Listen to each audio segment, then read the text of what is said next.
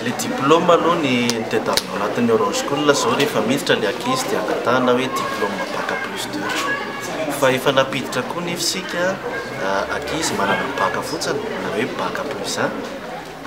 Ohatra nisy ankizy anankiray to mbola tsy nanana bac fa tena nianana fahavitriana sy tena nanana vitrika tokotra izy satria ao anatin'le manao an'le asa ohatra nytony mandray olona miresaka amin'olona le fahaizana miresaka ny tena ilaina. Dia ao anatin'le fahaizana miresaka izay zany misy an'le fahaizana mivarotra fa le fahaizana mandray ny mpanjifa izay tena ilaina indrindra.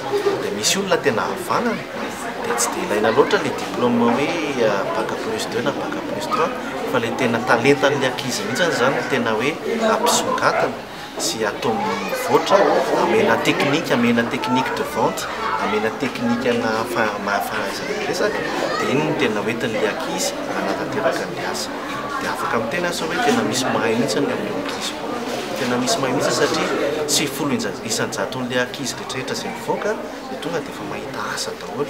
Ao anatin'ny ray volana fotsiny vao mivoaka ny certificat mahazo certificat izy tonga dia efa raisin'le entreprise. Matetika aloha le entreprise anaovana stage any tonga dia mahazo.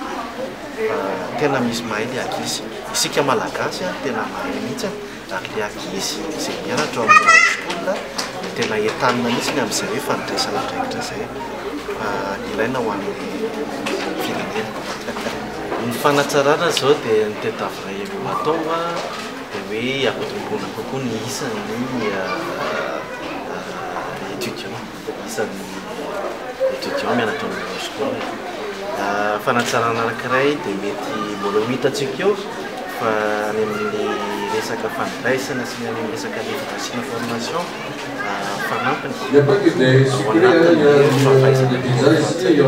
fa misy any aloha zany le formation momba ny fahaizana miteny frantsay satria amin'ny école Saint-Heure reny ny mpanjifa izay ho antson'le mpiasa reo dia matetika hoe any ivelany any Frantsa, Belgique. Isika malagasy mahay miteny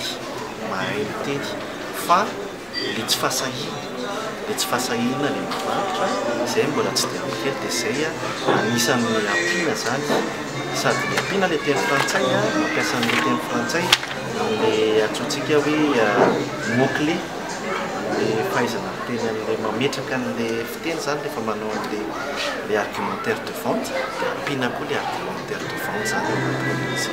Izay ny eritreretana hoe atao zany dia ampitombona koa isan'ny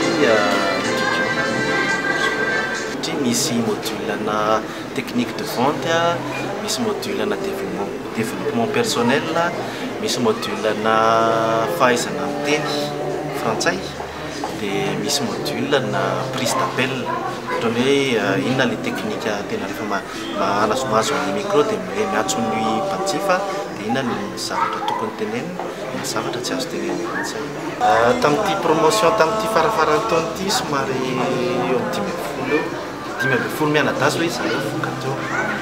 Ny isan'ny partenaire miaraka amin'ny Orange School eo amin'ny en permanence misy eo amin'ny 6 entreprise eo. Efa betsahany call center dia misy entreprise tsy call center koa ohatra hoe concessionnaire automobile fa manana call center izy, banque fa misy call center izy, entreprise eo zany.